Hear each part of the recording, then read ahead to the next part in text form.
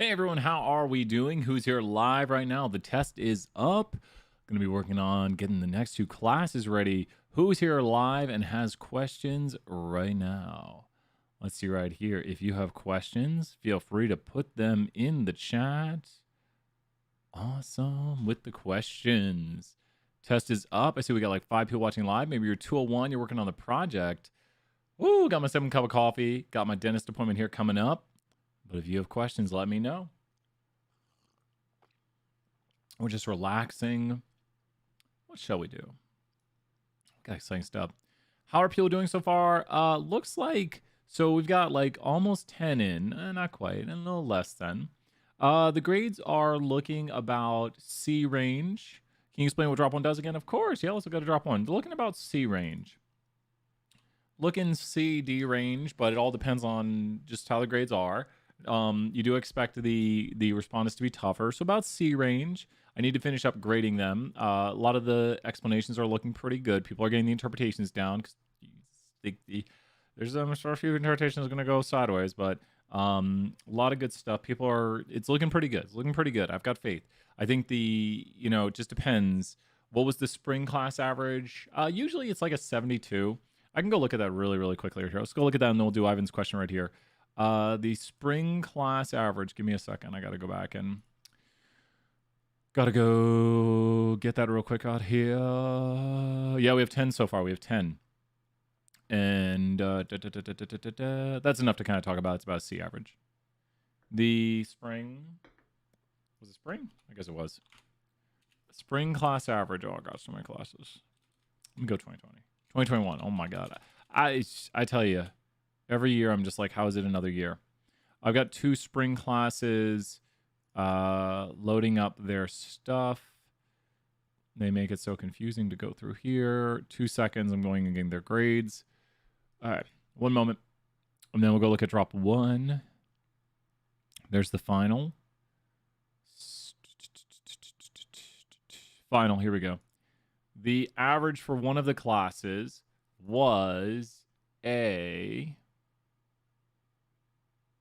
It's loading. Let me show this right here. Was an 81. Well, I'll be. Well, let's see how ours goes. Was an 81 for that class. And one class did a little bit better, I think. So that class made an 81. And this class right here. This class right here made... That class made an 81. Oh, you can't see it. 2 seconds. So 81 and 78. So they made high, like a high 70s average. You can't see it. I've got it here in the background.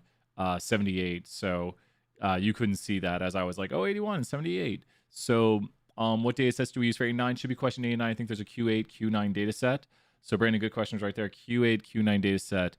Hey, bro, on the question of the statistical model, I think you should manually check that question because it's important to put a legitimate answer in my opinion. Do what? Wait, Trace, what?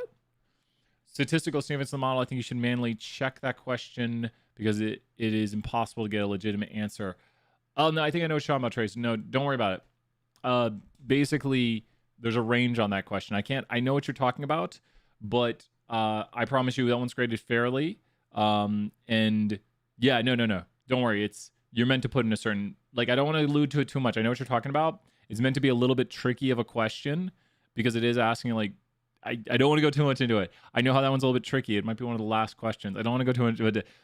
Like, you're meant to, let me put it this way, it accepts a range of values, and there's basically an answer we should be giving. We don't want to say the answer, Trace, but does that make sense? Like, I know what you're saying, like, you want to put a lot more, I see what you're saying, but it accepts a range of values that would encompass that value, which if it doesn't let you put that in, it's basically like, the answer is this. Does that make sense, Trace? Like, as I kind of say it, but I don't want to say it. Does that make sense, Trace? I can't say the answer. Like, Trace hopefully gets what I'm talking about. Like, I know you want to put in this, but it'll accept, answers within a range that would encompass that value.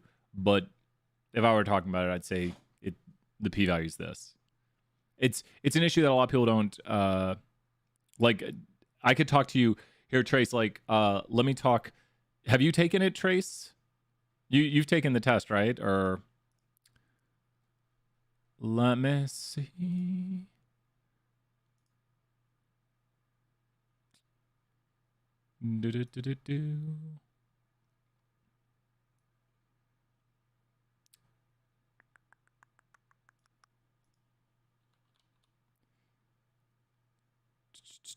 Yeah, I think.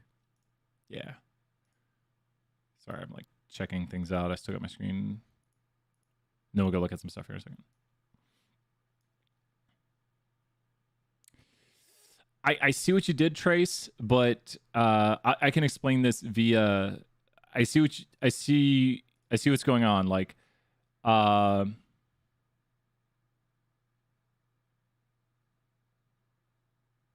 yeah. Okay, now you see it. Okay, you get it. Does it make sense, Trace? I understand where the confusion is here.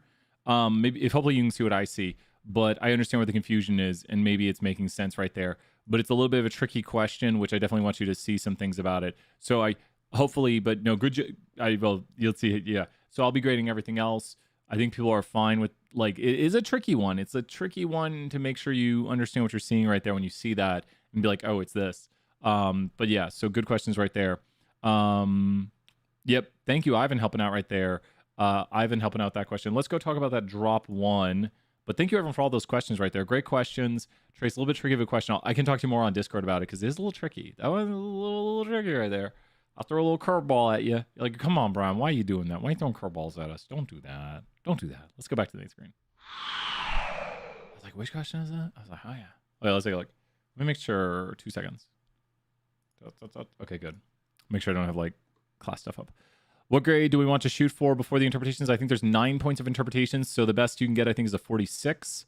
So I think a 46 is the best you can get. So if you get in the 40s, really good job. Yeah.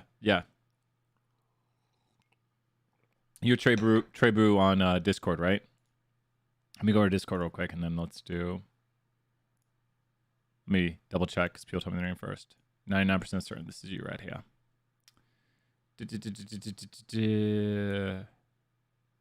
Pretty sure this is Trace right here.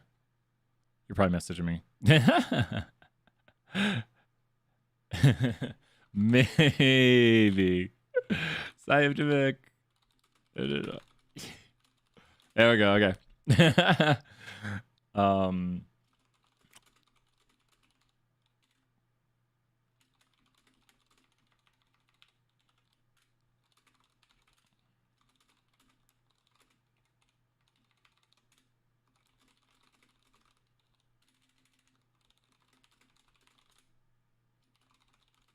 So don't communicate that. I just realized your confusion on this one. I just want to let you know that it's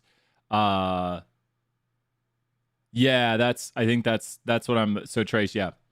And then let's talk about the drop one here. So Trace and I were just talking about that, just like reviewing like when a student comes back and seeing their test. Don't communicate that around because you've already taken it.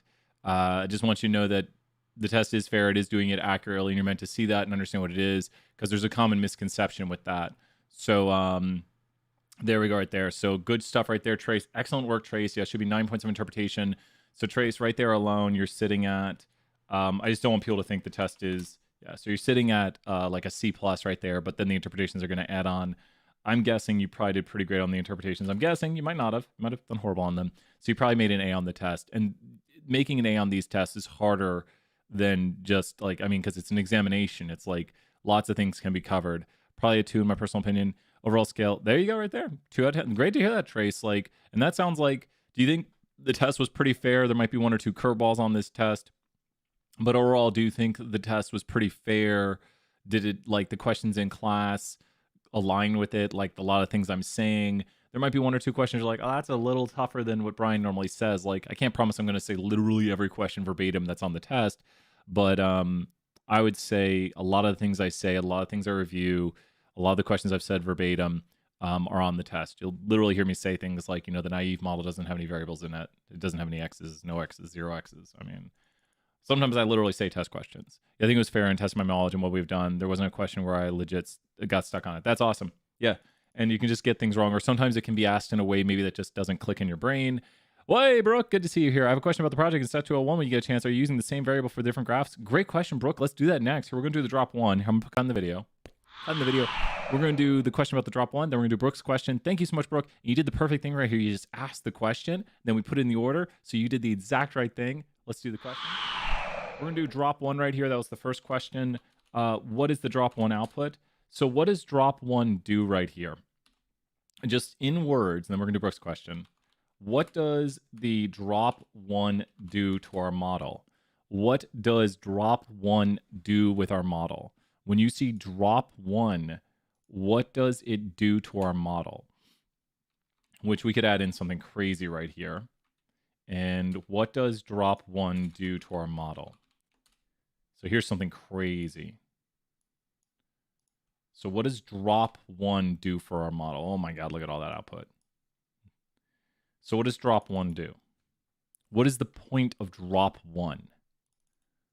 It's going to algorithmically go through and drop one of these out of our model. These are all the variables in our model. We're trying to explain somebody's gender using all these variables. We're saying like, how tall are you? How much do you weigh? How much do you want to weigh? What's your GPA? We're just asking a bunch of questions. And then we also say like, how many body piercings? Then we ask, are you right, left, or ambidextrous? Now, this is the interesting one right here for the drop one, because we're dropping out both of those indicator variables. So if you look at the summary of this model, we get indicator variables for people who are right-handed or left-handed. One last quick question right here. Where did ambidextrous go? Why is ambidextrous not on there? Why don't we see ambidextrous? I think because this is a 3-level categorical variable, ambidextrous, left, and right-handed, and the hint is ambidextrous. Ambidextrous. So it's the reference level, as Williams pointed out right there. Ambidextrous is the reference level. So when we want to ask what is the statistical significance, which is Stat 1 does a little bit of statistical significance stuff with p-values, so get ready for that, Brooke, at the end of the semester. Don't worry, we won't be doing this exactly.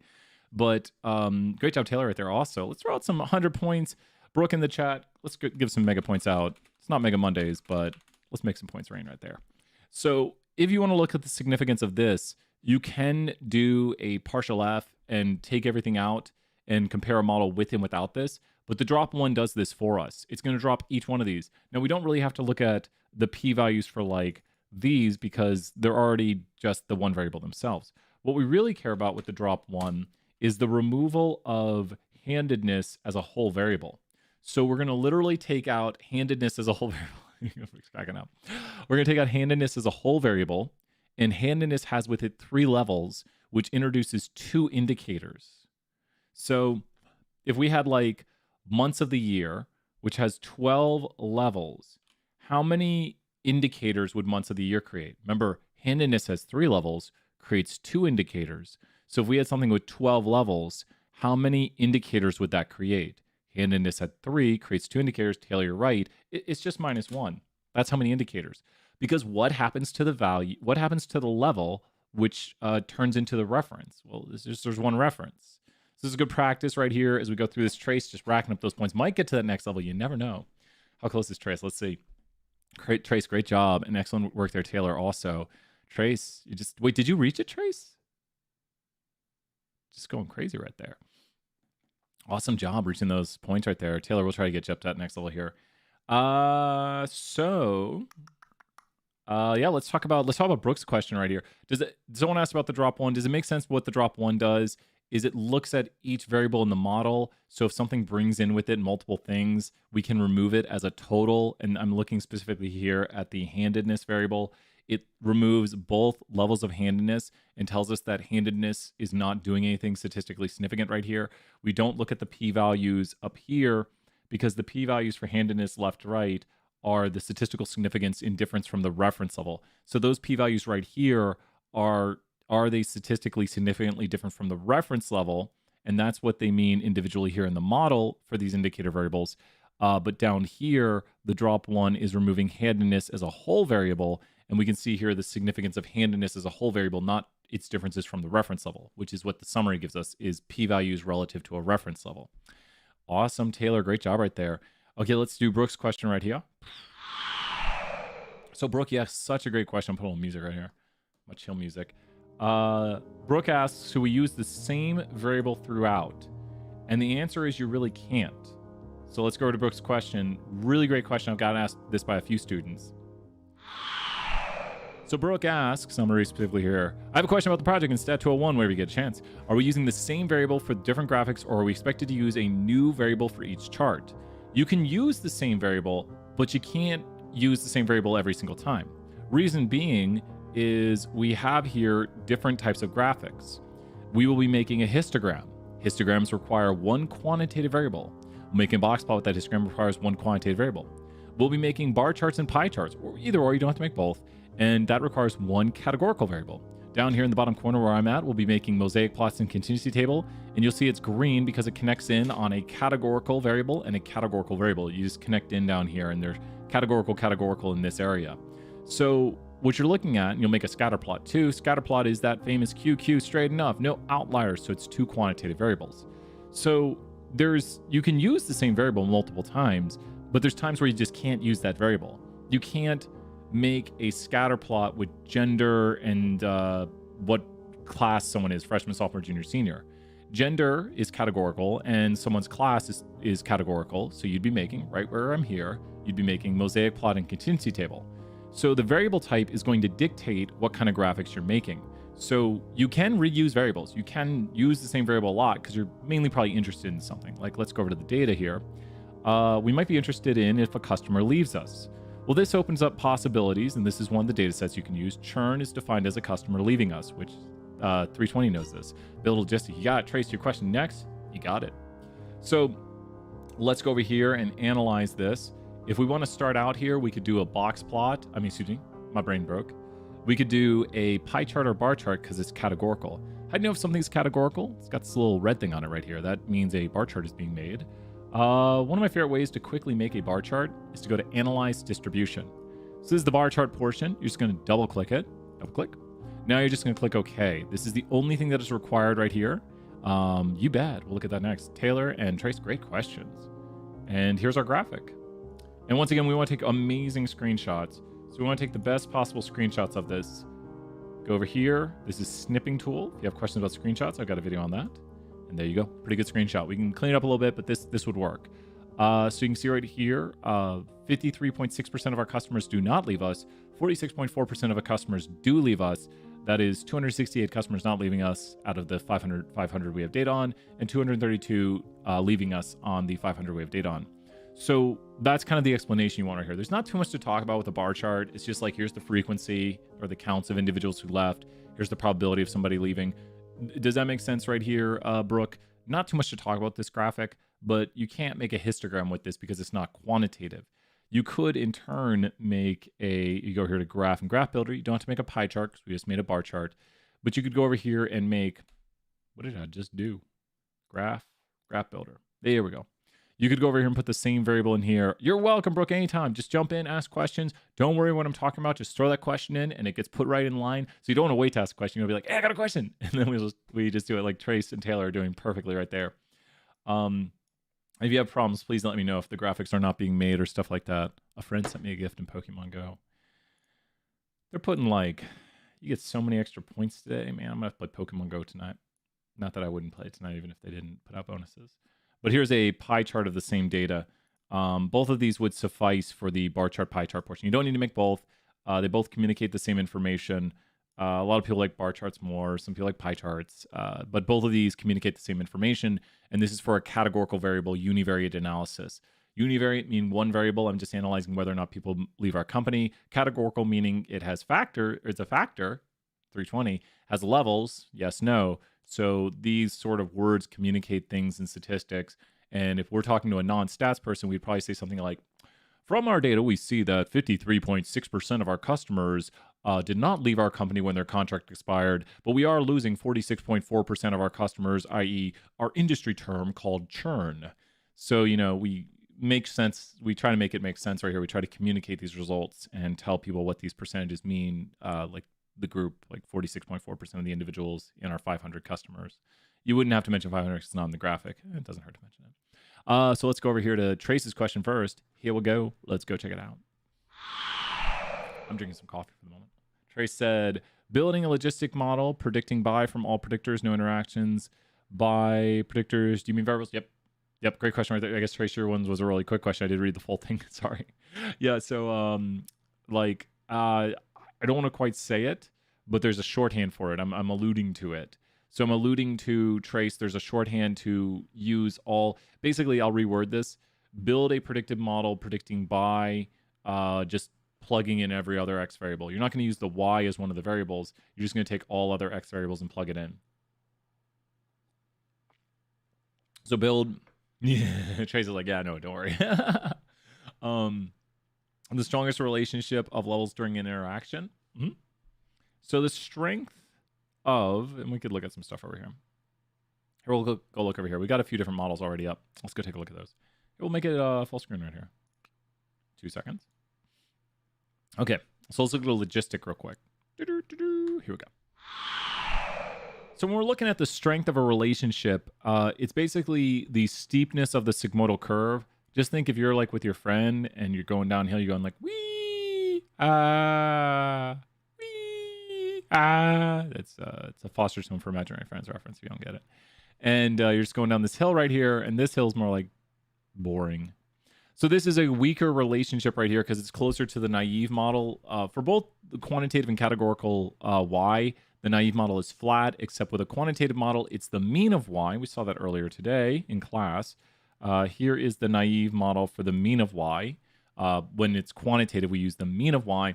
When it's categorical, it's the majority level, and we talked about that towards the end of class today when we were looking at confusion matrix, talking about the naive model would predict everyone is female here because 55% of individuals are female. So the naive model, if we were to draw it, and the calculation of 55% is done by 386 over 699, so the majority level here is female, so the naive model would look like this with a probability of 0.55 or so. And you might say, why is it not 50%? Well, it's going to predict a static probability of 55% because it's predicting everyone is female, and it's not going to have an x variable changing it. It's just the majority probability of y, and this is for categorical x's. So it's important to know that there are 2 naive models, or the naive model is always just the no x model, but when we have a y variable that's categorical, we use the majority probability. When we have a y variable that is quantitative, we use the mean of the y variable. So we just say, well, what's the average weight of a person? 155? Okay, everybody weighs 155. You just make that prediction for everybody. You say, I don't know, I'm not collecting any x variable. I'm just going to say, if the average person weighs 155, everybody weighs 155. And then you calculate your error from that. So when we look at, these are the weakest models right here. The weakest models are the flattest. Now, what's weird is a strong relationship over here for this model no longer looks like a line. A strong relationship right here is going to have a sigmoidal relationship. So the naive model is actually the flattest S possible. That is a sigmoidal curve, but it's a flat sigmoidal curve. Like there should be no bend. Like if I could draw flat lines perfectly, boom, that's the sigmoidal logistic curve for a categorical Y prediction, which means we're predicting a probability like probability of purchase or something. So probability of yes. Let's just write probability of yes. So we're predicting the probability of yes because in logistic, the level of interest is last, and this is the weakest relationship, and this is the naive model. Our model is a lot stronger than the naive. So the flatter a logistic curve is, the weaker it is. It doesn't matter the direction of the sigmoidal relationship. It only matters the steepness by which it changes for the strength of the sigmoidal relationship. Now, when you go over to linear relationships, the same thing applies, but it's no longer sigmoidal curves. In linear relationships, it's the flatness of the line, like just linearity. So you would get a weak relationship right here because it's the naive, or a non-existent weak relationship. But as the line gets steeper, you're going towards stronger relationships. Now, as the line goes back down, it gets weaker. But once you pass through the naive, it starts to get stronger again. It's just a different direction. Direction doesn't matter in strength of relationship. Now, truthfully, strength's also like tightness. If we're talking about correlation right here. But we talk about like which variable has a stronger relationship right here. Excuse me, everyone. I'm going to hit the cough button. This variable right here, when someone has classes attended equal to 20, studying has a stronger relationship due to the steepness of the line. There's a higher coefficient to studying. So there is a stronger relationship here for individuals who study more. But you could do something really crazy. I don't know, we'll just add another line right here, like this line. If this line, purple line, existed, then the purple line looks to be the strongest to me. We could make it more apparent that it's stronger by doing like this. The steepness of the line is the strength of the relationship. If the purple line were perfectly flat, the purple line would be the weakest relationship. We'll try to add a flat line right there. So if the purple line were flat, it would now be the weakest. It just depends right there. And we didn't assign that a level for an implicit line. We're just pretending that we calculated another implicit line, and that would be the relationship is the weakest at that implicit line. The strongest would appear now. The second strongest, which is kind of still weak, is that, and then this is the weakest. But if it were to look like this, the purple line is now the strongest, the red line is now the second strongest, and this is the weakest. Just all depends. But here, clearly, the red at attended classes, because this is how many classes someone attends, at classes attended equal to 20. This is a stronger relationship where studying has a greater impact on your grade, positive impact that is a lot stronger than what we see down here, where studying will improve someone's grade, but there's a much weaker relationship when attended classes is 0. So we see less of an impact. Changes to the intercept down here are just due to the impact of the attended classes, not due to studying. So we're just seeing here changes to the intercept in the equation. Good questions. Let's see if there's more questions. But does that, so it would be the coefficients that we look at, right? You can calculate the coefficients. You can look at the model. You can look at the visualized model. Yeah, it's the coefficients. The coefficients are definitely going to do it. And just be careful, though, because the strongest is the furthest away from 0. But so you have to think about what your reference level is, and then you have to think about how it changes. Does that make sense?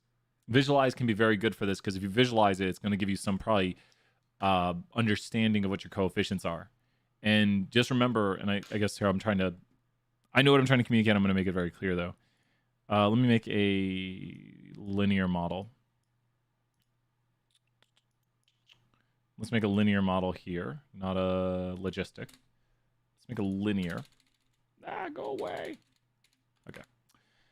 Linear models are just LM. You can do it with GLM, but the code we have works with LM, as in we can't visualize it. So I could do it with GLM family Gaussian, but we're going to use the LM right here because the visualization Dr. Petrie created works with the LM format. I do want to update these things to use Plotly. I'll be so cool, but I just need more time. In the words of Marty McFly, I just need more time.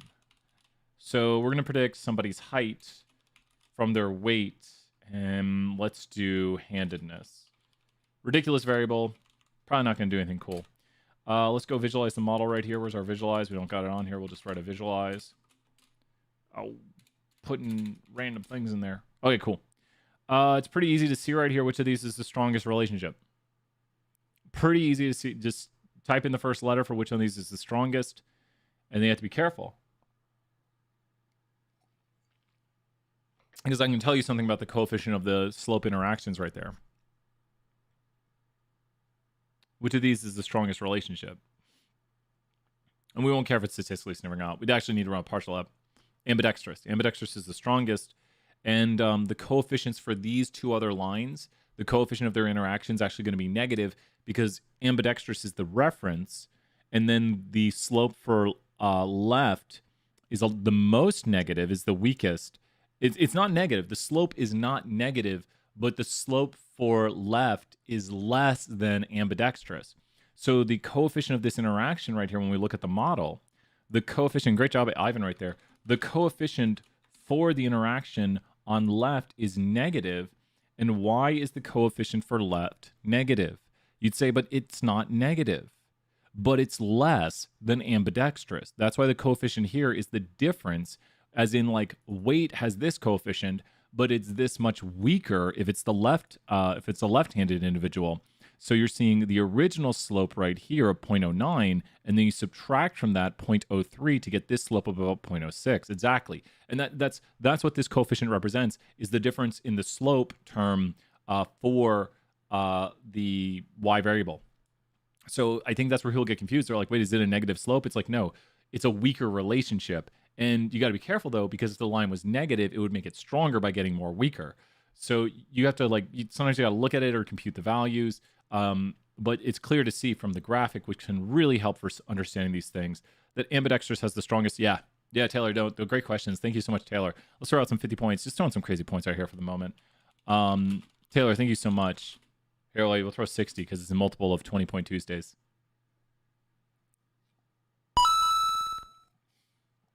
Just throw out some points right there. Yeah. It's the visuals and stuff. And Taylor, once again, you have to hear things like 3 times. It's crazy. I say that all the time. I say it like 3 times.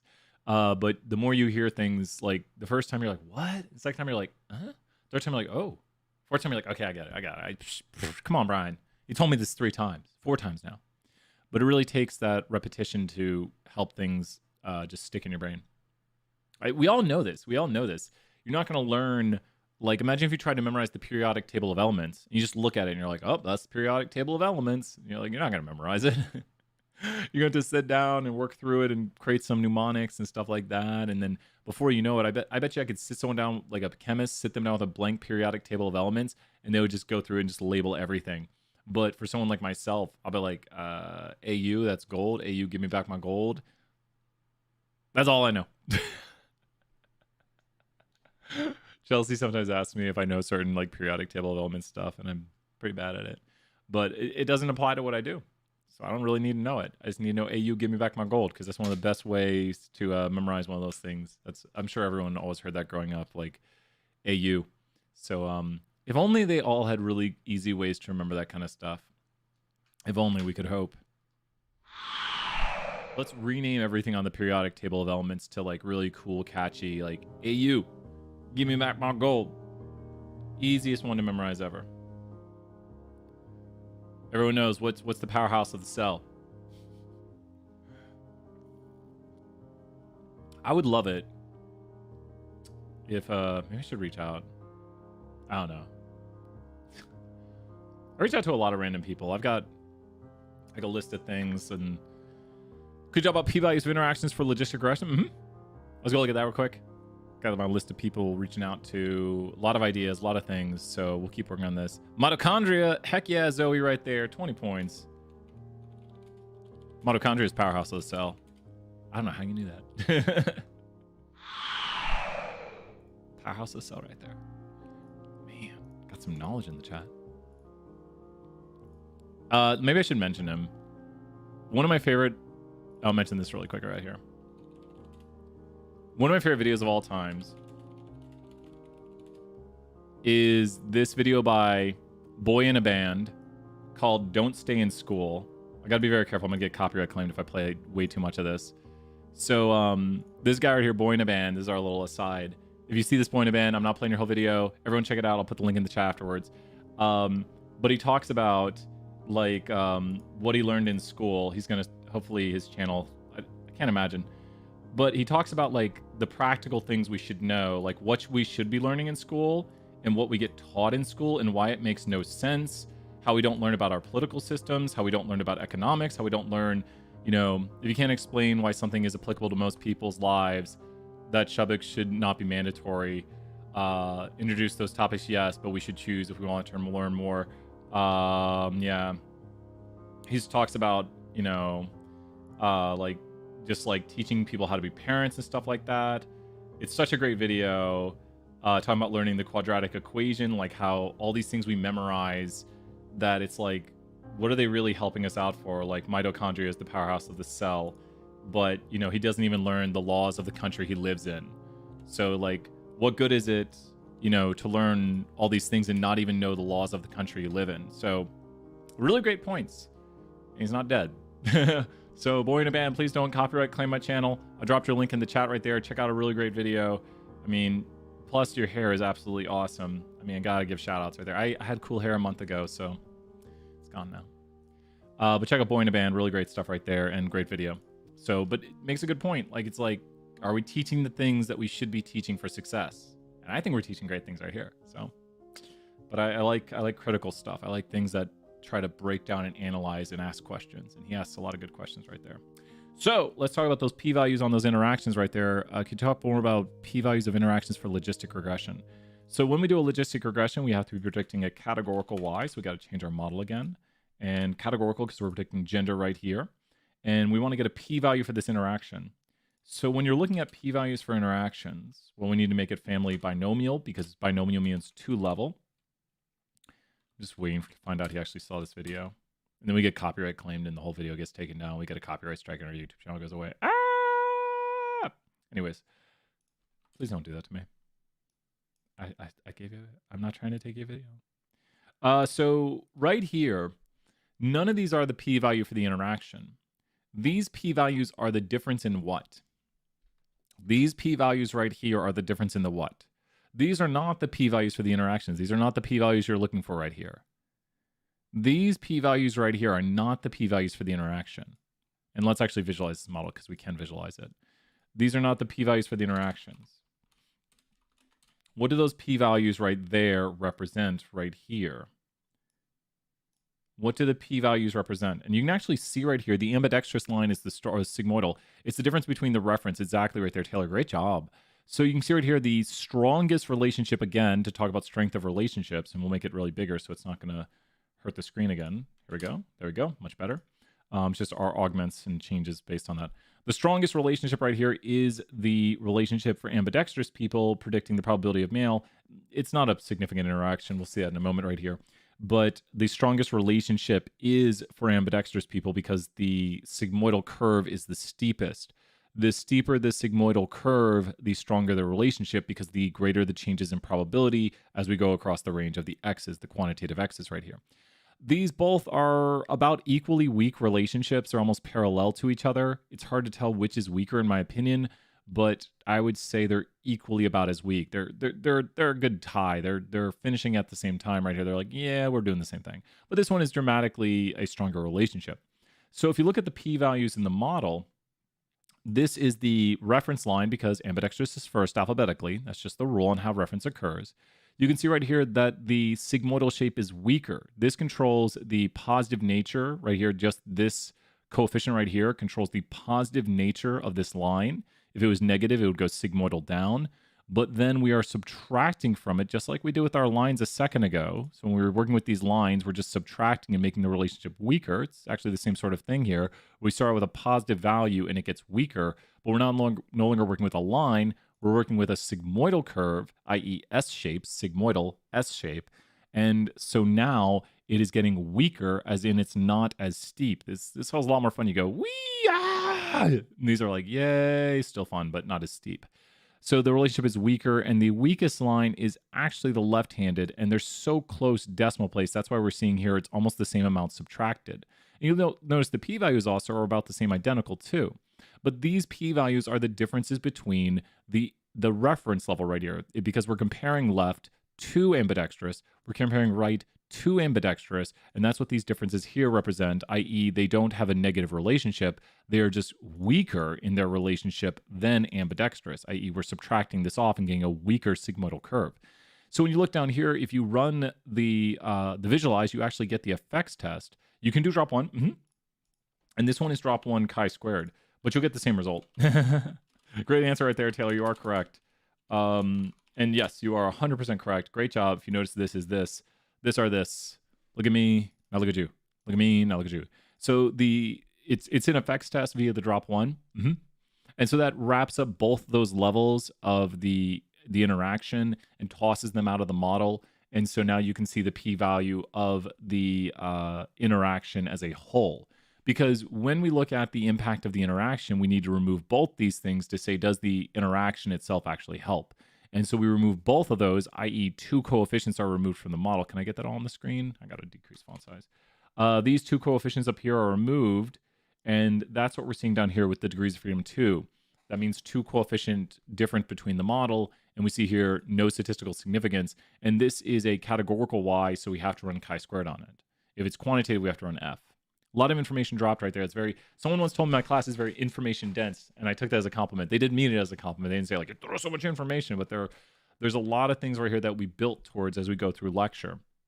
So we've built all these building blocks of what is a logistic regression, how does it work? We have categorical x's, we have quantitative x's, we have categorical y's, quantitative y's. How does all of this work? So does that make sense, Taylor? Let's go back to the main screen. How's it looking right there, Taylor? Does that make more sense on how to know if a interaction that has multiple components is significant?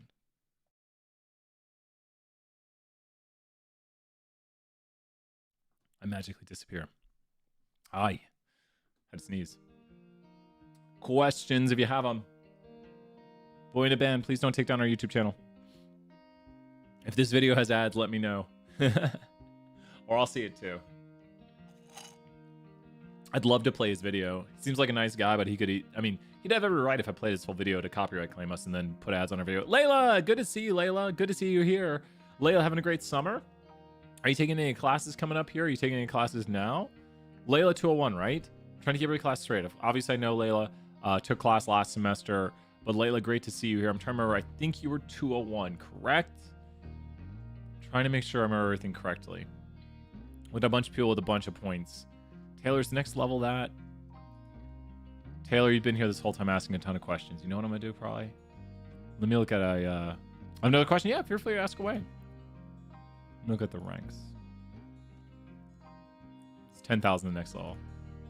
Currently dying in Western Civ and advanced cellular biology. Yeah, mini-term. Oh my god. That's like 3 weeks ago. When I cut my hair at the end of mini-term, didn't I? I still got the video up here so I can play the video at any time. Hey everyone, welcome to Stat to One. How are you doing? Ah! You know what?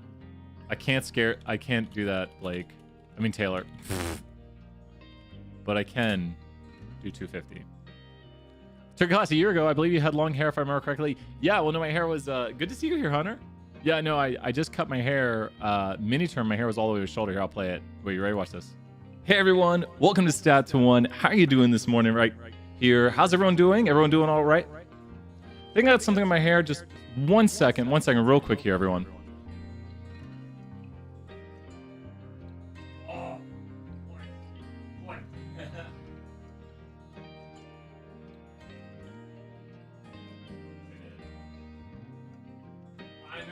Layla, here we'll make you. Let me add your points back.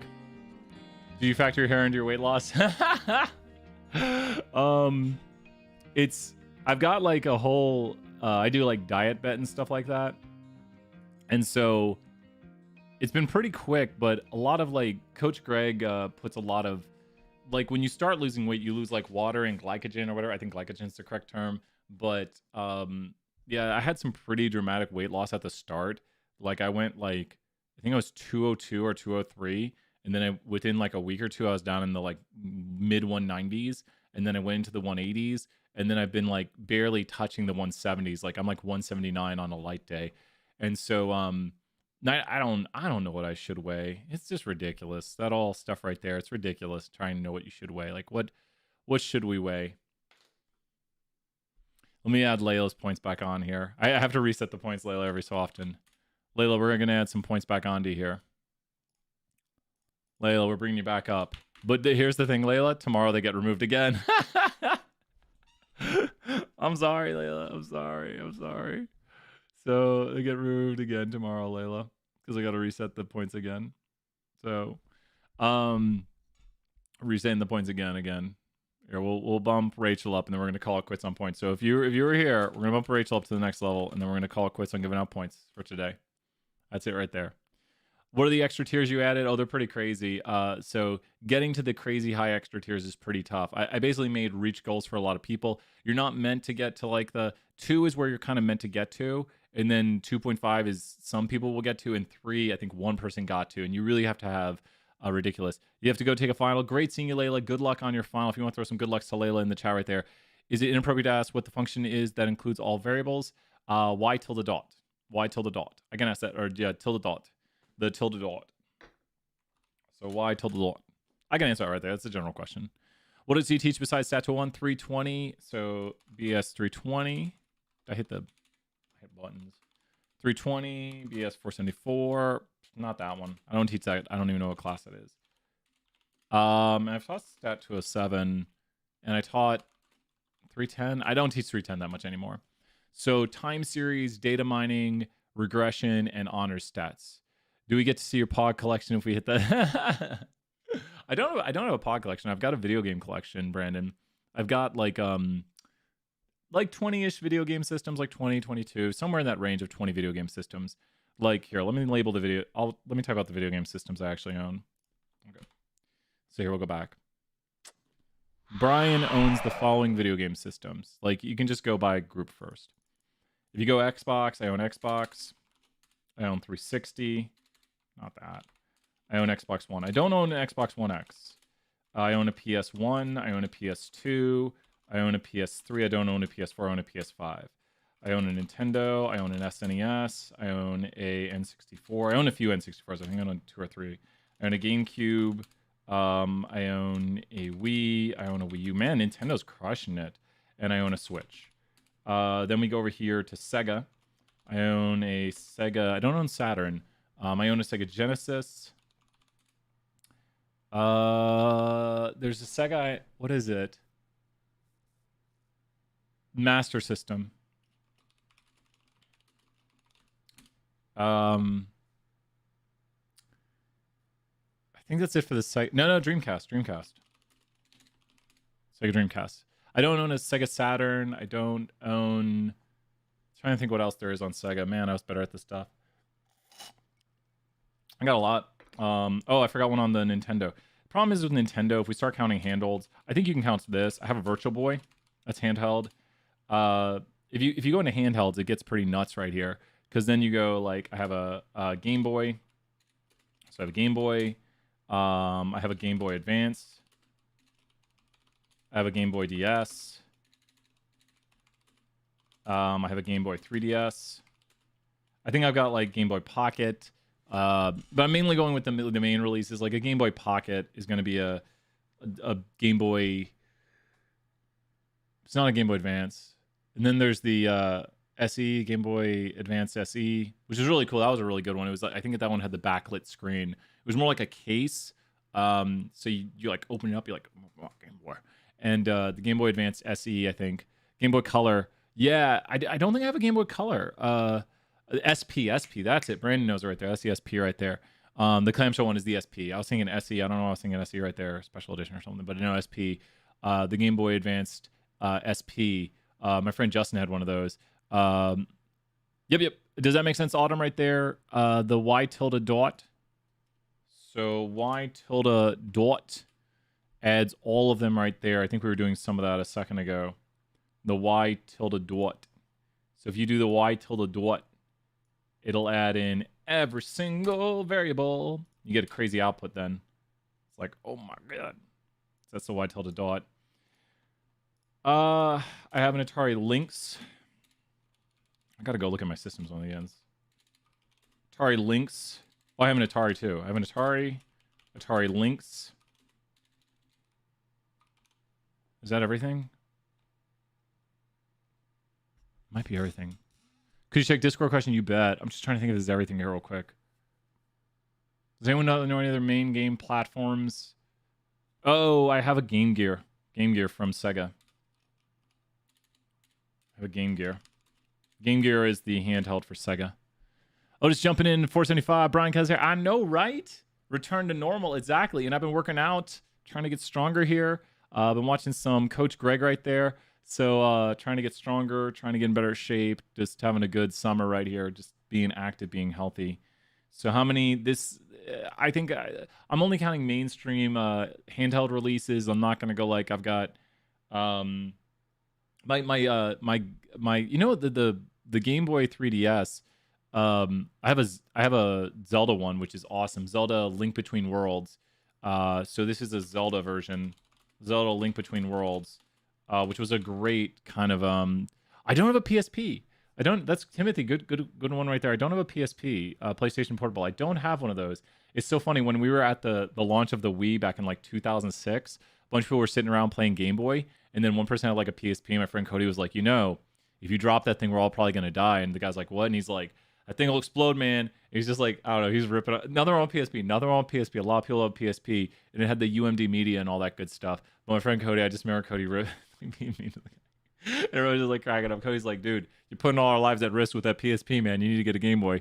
Do you remember which class or office hour sessions you covered for question 10 stuff in? We talked about it today, Brandon. We check out today towards the end of class. I think someone asked about it, where I said we should use polynomial fit. I didn't mean to just oh no, go buy a Dreamcast. Yeah, Dreamcasts are great and you can mod them. Dreamcast was probably the first system I modded, and then I modded Xboxes. But one of the first systems I ever worked with where you could actually play like emulators on it and stuff. So you want to look at polynomial models. We're also going to count that as a bonus today, Brandon. So we mentioned that starter class that we're counting as a bonus. So you want to look at polynomial models. You can't polynomial categorical variables, and then AIC is just the code AIC. We mentioned that at the end here today. That if you want to run, there it is from the end of today, right there at the top. If you want to run AIC, you can compare AICs by just doing that. And that's how close a model is to the truth. That's not theoretically on the test, but yeah. So I think was there another question I missed? Oh, check the Discord answer. It says 1, 2, 3, 4, 5, 6, 7, 8, 9. Oh, I'm just horrible at this. 2, 3, 4, 5, 6, 7, 8, 9, 10, 11, 12, 13, 14, 15, 16, 17, 18, 19, 20, 21, 22, 23, 4, 5, 6, 26. The Atari Lynx is kind of cool. It's a very interesting handheld. I think it says 26. I'm heading off. I have another class shortly. You too, Taylor. Have a great summer. Anderson had a question. Let me go to Anderson's question. And then, hey, everyone. Welcome to Stats One. How are you doing? Go away. You cut your hair, man. Go away. Let me look at Anderson's question here. You may not be able to answer this. So you're trying to look at... Well, remember... So, Anderson, I can't give away the answer 100%. But remember, you're trying to look at the impact of a variable. It's about the best I can say on this. Is you're trying to look at the impact of a variable. So think about how to look at the impact of a variable. Let me write that in the chat over here. Think about how to look at the impact of a variable, not just its levels. That's the best I can say right there. I can't tell you what to do exactly, but think about how to look at the impact of a variable and not just its levels. It's about the best hint I can give right there as we go towards the end of office hours. Get that Dreamcast again. Play some Dreamcast. I like good stuff on Dreamcast. Dreamcast was really that next step, and then GameCube came out and wrecked it. Also PS2. I think it went... No, GameCube came out after PS2. Should go Dreamcast, PS2, GameCube. And then when GameCube came out with Smash, it was like, psh, what else is there to play other than Smash? And then Final Fantasy VII on PS2 was amazing. It's 7, right? No, that's 10. Final Fantasy VII's on PS1. What am I saying? Some blasphemy right here. So yeah, Final Fantasy X is on PS2. They slowed down in Final Fantasies because we're only at what, Final Fantasy like 16 now? Awesome! Good to see you then, Brandon. See you in 474. Great job. I think we got everything answered. I replied to Anderson here in the chat. So Anderson, hopefully that makes sense right there. Think about looking at the impact of a variable, not just its levels, because that's the difference from the reference is what we're looking at right there. I think that's got it. We'll be back. Keep working hard. Keep asking those questions. I can't be too specific on the take home, but I can be kind of vague. With that, everyone, Puppet Shark, one last bye. I will see everybody later. Email if you have questions. I'm going to be setting up 474 or 475 later. Grading those take homes. Grading those projects. Woo! Busy week. And then we get a long weekend. You're welcome, Anderson. Great work. You got this, man. See everybody later. Bye. Bye, everybody.